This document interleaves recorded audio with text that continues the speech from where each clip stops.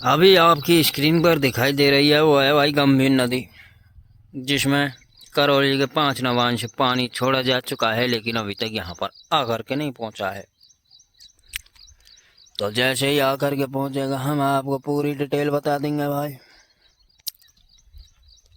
ये mega highway है, जिस मेगा हाईवे के तहत इस पर पुलिया का निर्माण होगा।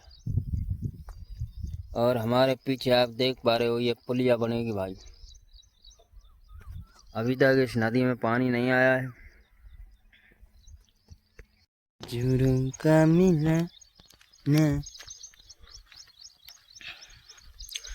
ये देखिए भाई साहब, गंभीर नदी में पानी की आवक हो चुकी है।